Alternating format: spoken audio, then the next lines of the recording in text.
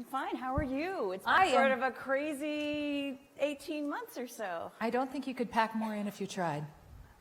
So for those who don't know the story of Paula, she was brought in by the CEO and founder of American Apparel, of Charney, almost about 20 months ago to help save this company. Well, it wasn't exactly brought in. I was recommended by him to the board. He had been ousted, and then I went through a very heavy vetting process with the board and ended up as the CEO of the company. And then it turns out that Dove didn't really feel as positive about your hiring as he had said. Yeah, it was a bad breakup. Tell us a little bit about your first 6 months and what happened at this company. Walking into this company, I did my first 13-week cash flow. I came in January 5th, and it looked as though we were going to hit the rocks by April. And this was without a plan, without any opportunity to make a difference and change things. I knew nothing, walking in here. And I pulled every single lever we could to save money. We're a publicly traded company.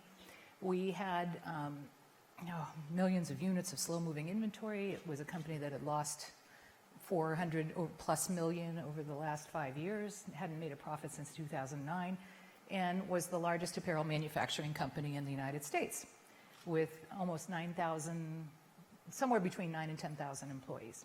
So it was, very stressful to pull all of these levers and try to figure out what you're going to do to save enough money so you can make it through until you can figure out what you're going to do from a strategy. And that caused a lot of issues because, I furloughed workers, and then the chain of events that happened after that was that the furloughed workers were very unhappy, which you can understand how they would be because they felt as though I was taking money out of their pocket. But what was also happening simultaneously was that the founder of the company, who had been accused of a lot of, shall we say, inappropriate sexual behavior, sort of led and egged on, I think it's fair to say, the workers. And there were violent things that happened, such as the worst one. You want me to tell you about the worst one? Yes, I do. There were probably two worst ones.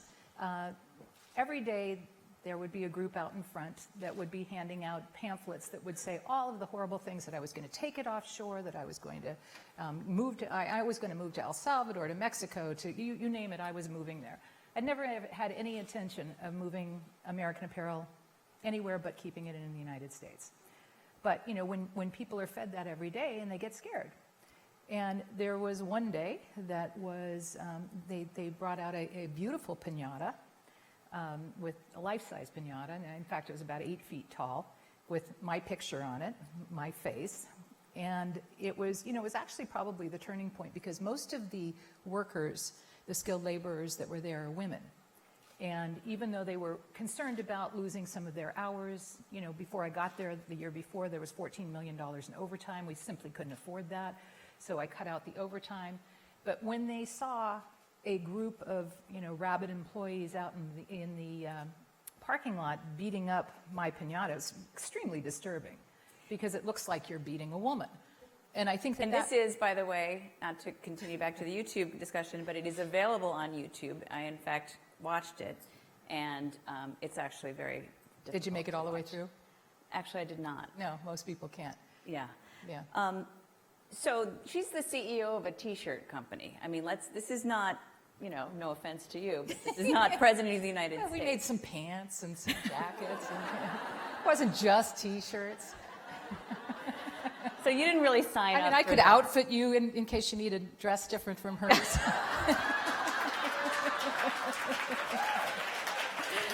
But is it made in America? But anyway, at this point, though, you had death threats as well. You had security in your office. Is that correct? Yes. And again, still trying I'll to go back save to it's a T-shirt company, and I had death threats. I mean, really, I was literally trying to save 9,000 jobs and save a company that had been troubled for years.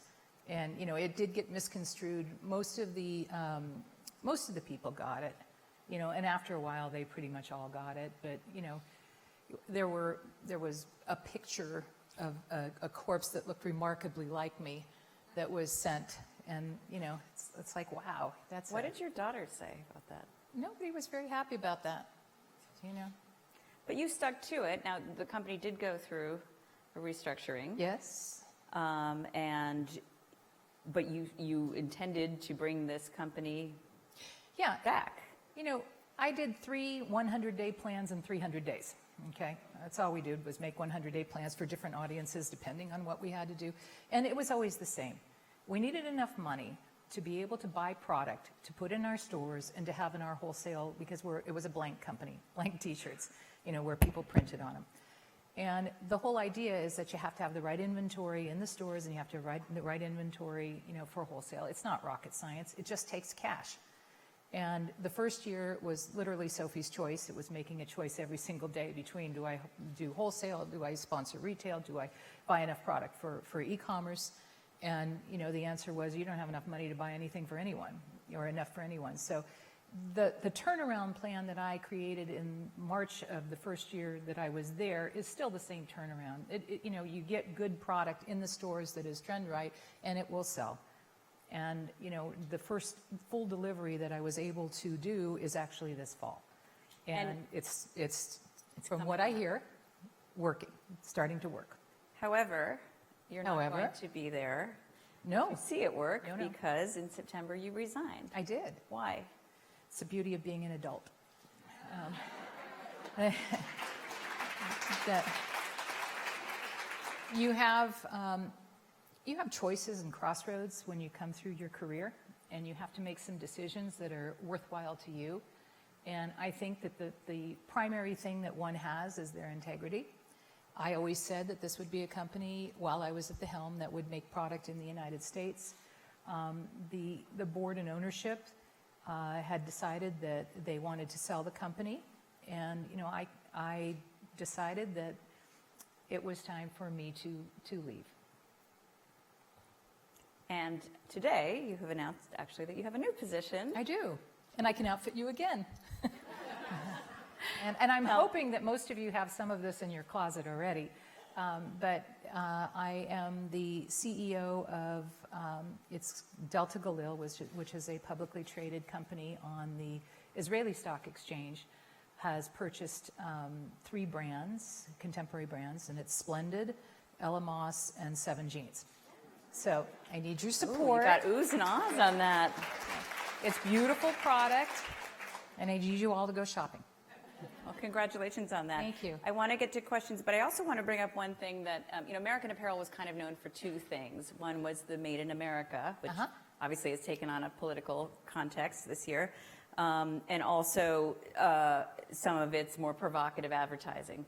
And you changed that a bit in the sense that I think the sexualization was less, but you did do a couple really interesting things this year in the turnaround. I'm thinking about Make America Gay Again.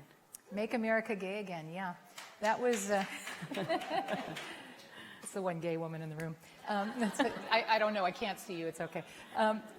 No, we were all about LGBTQ rights and equal opportunity and women's rights. And one of the things that I did, which was super fun for me, being that I'm a Hillary fan, and I can say that out loud, because I don't have to worry about where I'm working, but I am a Hillary fan, and when there was the Make America Gay or Great Again hats, I created the Make America Gay Again hats and T-shirts. And in fact, there was one of my best days was we have a store that's in Trump Plaza in New York, and it has Trump Plaza, American Apparel, and then I filled the windows with all of the Make America Gay Again, and then we sent out.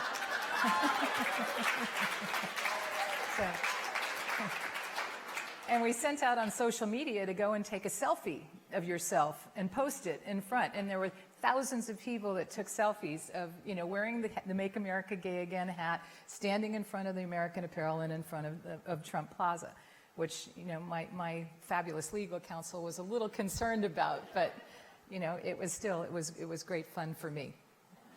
It's a great story. And, you got to have some fun. Listen, I had a piñata. At least I could have that. Who's got a quick question for Paula? No? Okay, just wait for the mic, please.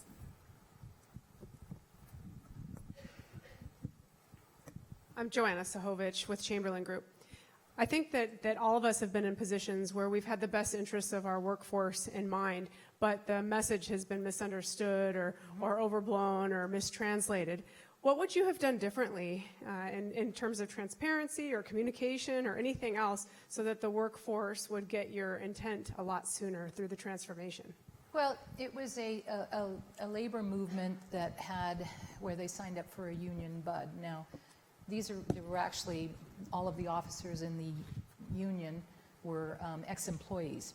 That wasn't like the needle union or a regular union, but I would have actually started communicating a little bit better and a little bit earlier to the labor force. In fact, we had 21 different languages. So when I made a communication, it was very difficult to get the information out there in all of these different languages, but I think I would have started a little bit earlier. Because, I never dealt with a union or a faux union. I had no idea what to do at that point. But, looking back, I think that's what I would have done. What would you say about the glass cliff theory? I hear this story and I think about this a little. I mean, the notion with this is that women are often offered and take jobs that are really, in some level, doomed or at least much more challenging and very, very difficult to succeed in. Is that what happened to you in some extent when you Well, took over there? I had every intention of succeeding, and to some extent, with time and money, we would succeed.